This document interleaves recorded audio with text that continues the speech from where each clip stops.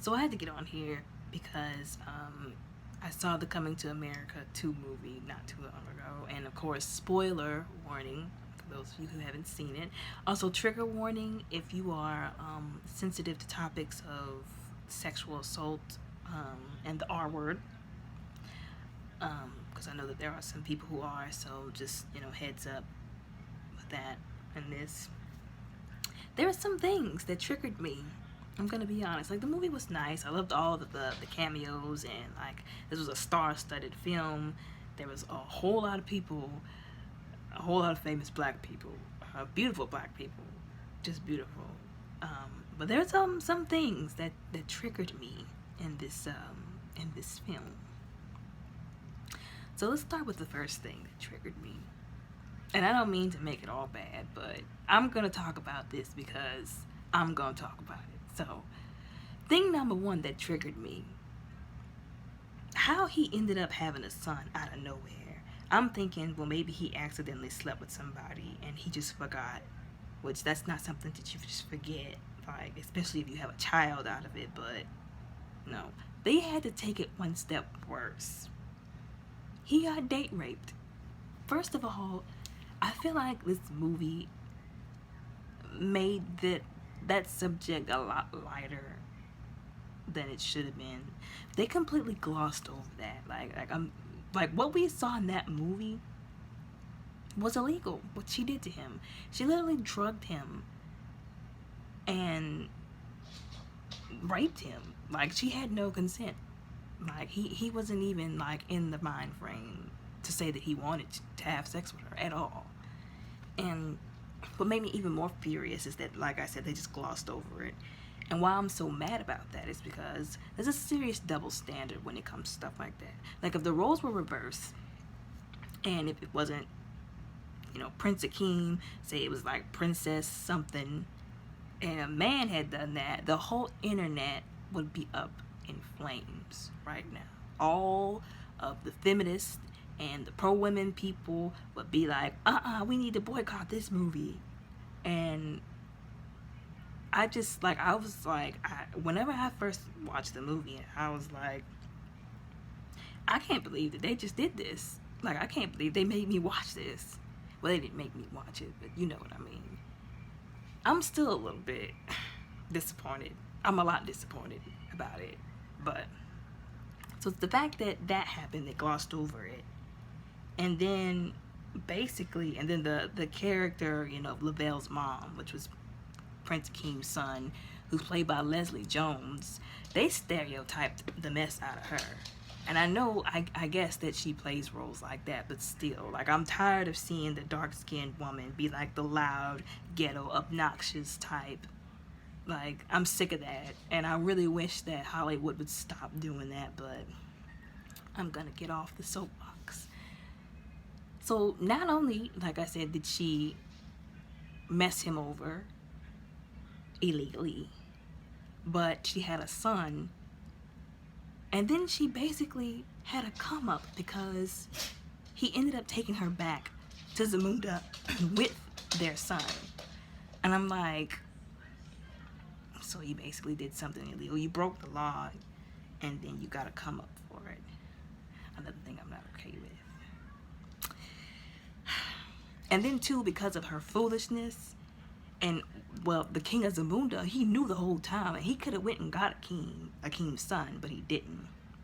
So that's another thing.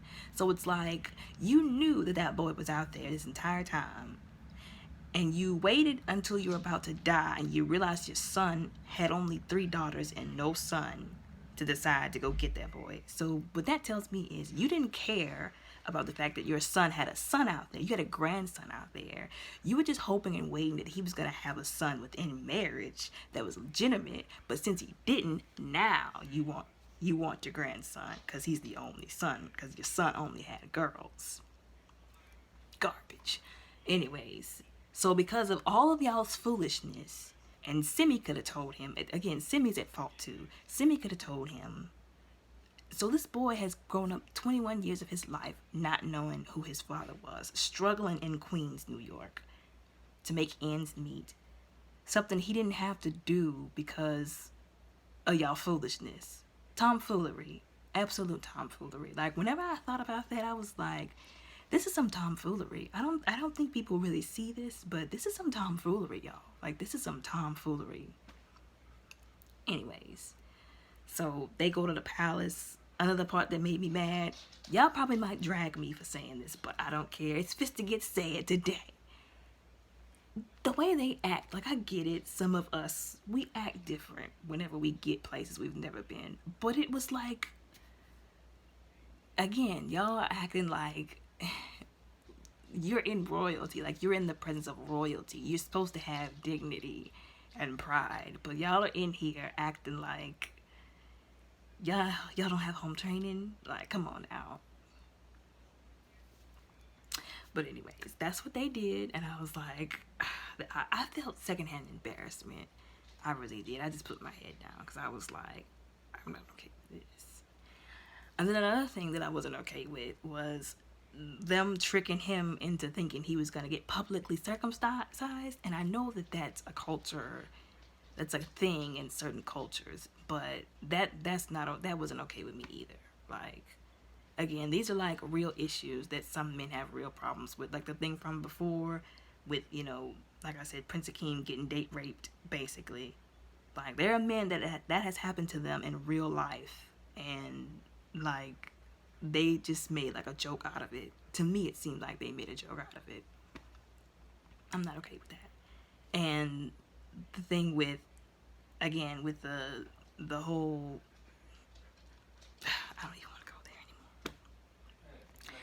All that just made me, I had a hard time still liking this movie. You know, I wanted to say I liked it, but because of that stuff, I had a hard time saying that I liked it. I really did. And another thing I had an issue with was, like, I feel like it became like a thing to make fun of, like, well, General Izzy's sister back in like the first Coming to America movie, who was arranged to marry Akeem, and he was like, bark like a dog, and she literally barked like a dog because he told her to. Like, there are some women who are taught to do exactly what their husband or future husband tells them to do, not to have a mind of their own, because that's not what a man wants.